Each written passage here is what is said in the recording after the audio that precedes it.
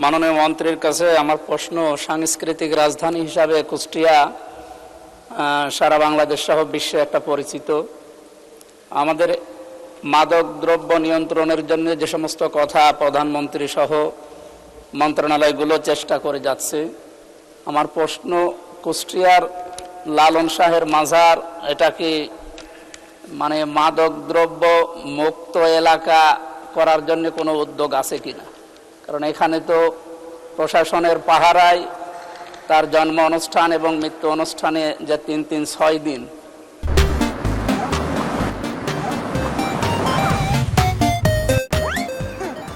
এখানে যে সমস্ত অনৈতিক এবং এই সংস্কৃতির নামে যে কাজগুলো হয় এগুলো বন্ধ করার কোনো উদ্যোগ মন্ত্রী মহোদয়ের আছে কিনা আমার জানা প্রশ্ন। মাননীয় মন্ত্রী। ধন্যবাদ মাননীয় সংসদ সদস্য। শুধু কুষ্টিয়ার লালন শাহের সেই স্মৃতিঘটিত সেই এলাকায় নয়, সারা বাংলাদেশে আমাদের পরিকল্পনা রয়েছে। সারা বাংলাদেশে আমরা মাদকের বিরুদ্ধে আমাদের সরকারের যে পরিকল্পনা রয়েছে মাননীয় প্রধানমন্ত্রী নেতৃত্বে, সেটা আমরা সারা বাংলাদেশকে আমরা মাদকমুক্ত করতে চাই।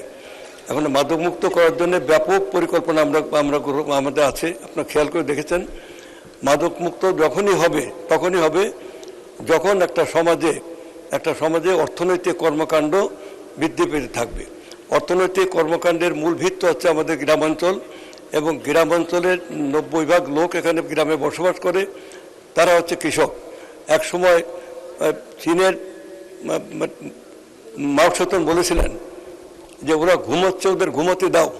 সমস্ত মানুষ আফিন খেয়ে ঘুমোতো। ওরা যখন জাগবে তখন সব কিছু তছনছ করে ফেলবে।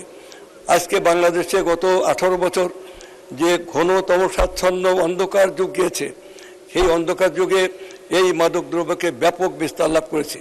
তখন সংসদ সদস্য, অনেক মন্ত্রীরা পর্যন্ত, অনেক রাজনৈতিক নেতা এবং সমাজে বড় বড় সেই কর্মীরা তারা পর্যন্ত এই মাদক ব্যবসার সাথে যুক্ত ছিল। এই মাদক ব্যবসার সমস্ত মানুষ এই দেশে অপসংস্কৃতি, জীবন বিমুখ, সংগ্রাম বিমুখ, শৃঙ্গার রসাত্মক এই সমস্ত সংস্কৃতি আমাদের গোটা জাতির চেতনাকে ধ্বংস করে ফেলেছিল। এই যুব সমাজকে ধ্বংসের পরিকল্পনা একদিকে, অন্যদিকে পরীক্ষার খাতায় লিখুক আর না লিখুক 97% পাশ করতে হবে, এই ছিল 8% পাশ করতে হবে, এই ছিল ব্যবস্থা। অতএব শিক্ষা, সংস্কৃতি, ইতিহাস, ঐতিহ্য সব কিছুকে ধ্বংস করে একটা অন্ধকার যুগের যে ছিল, সেখানে আমরা সেই যুগের অবসান ঘটিয়ে আমাদের সরকার প্রধানের যে দৃষ্টিভঙ্গি নিয়ে আমরা একটা নতুন বাংলাদেশ, শহীদ জিয়ার পথে আমরা একটা নতুন বাংলাদেশ, একটা নবজাগরণ আনতে চাই।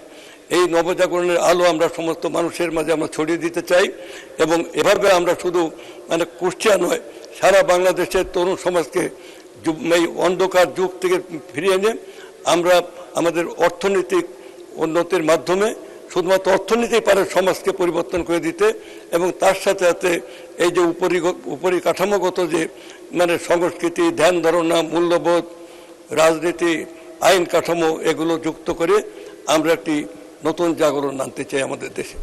আপনাকে ধন্যবাদ মাননীয় সংসদ সদস্য।